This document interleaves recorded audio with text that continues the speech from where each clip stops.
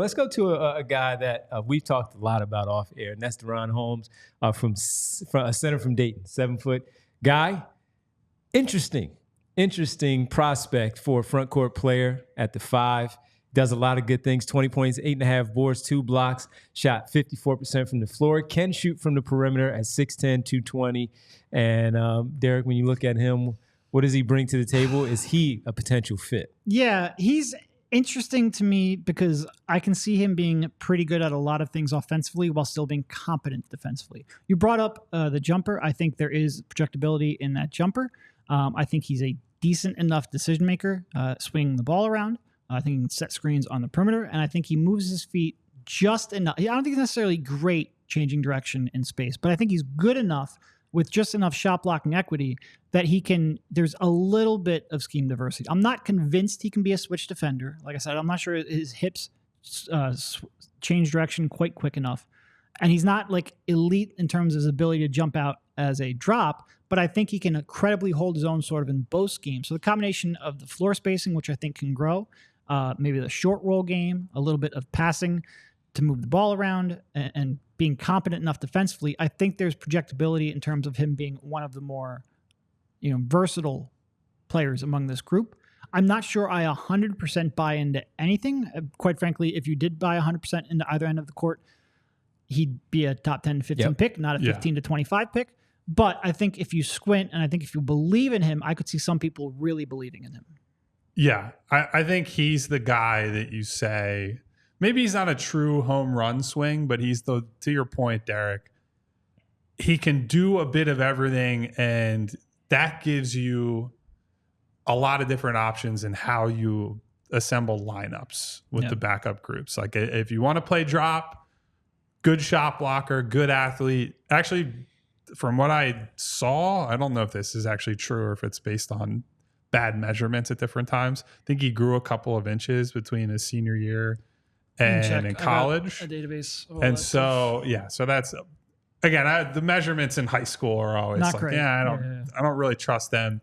But if that's true, a little bit of a late bloomer who's figuring things out. And I think you can see with those types of guys, they feel more comfortable defensively in a variety of different setups, right? Like as a true rim protector playing drop coverage, as someone who can, to Derek's point, I agree. I'm not going to ask him to play full switch every minute of a backup lineup that you're playing, but I think he can step out with a small guy to the right place on occasion, and with time become a better defender in that way.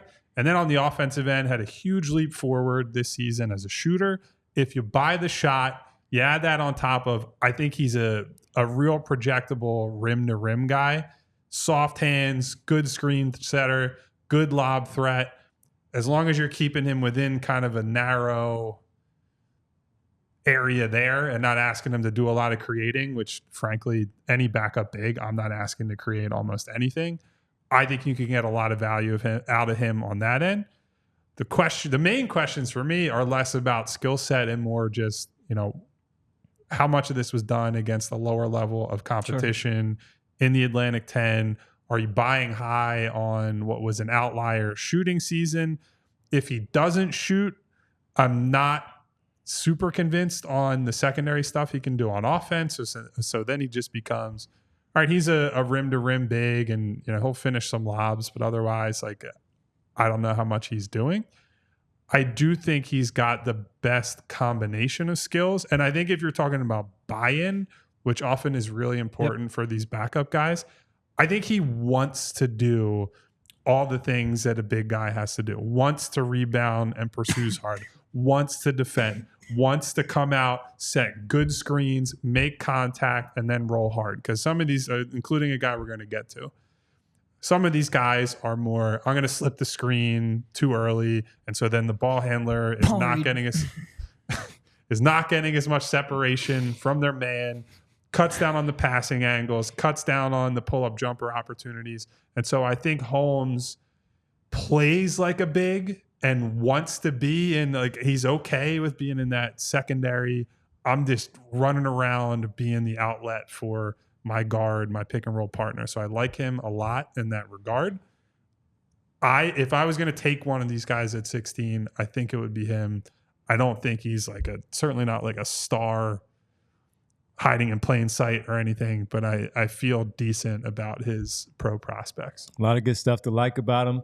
The shot on the outside, as you said, is it real? Is it not the one thing? Even though he made a decent amount of them this year, the balance still looked a little bit off. We'll like to see that improve if that is the case, if he's going to take a little bit more on this level. But everything else, he can shoot from over either shoulder, left, right, with the jump hook.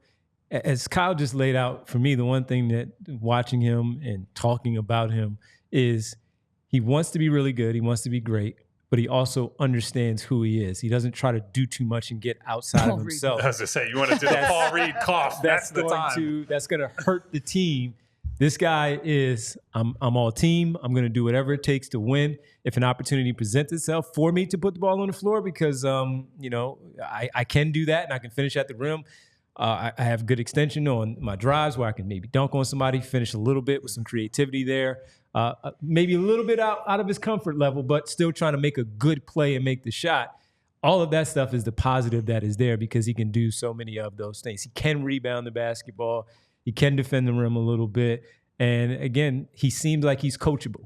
So with that coachability there, if he's willing to absorb all of that, that just spells this guy has a chance to be successful in the league in the role that is given to him. And maybe he does develop at some point where he gets to the end of his rookie deal and he has made his name into something much bigger than we expect. And he can move on and be that other guy. But for right now, at 16, it would not be a bad choice if, like Kyle said, you have to pick. We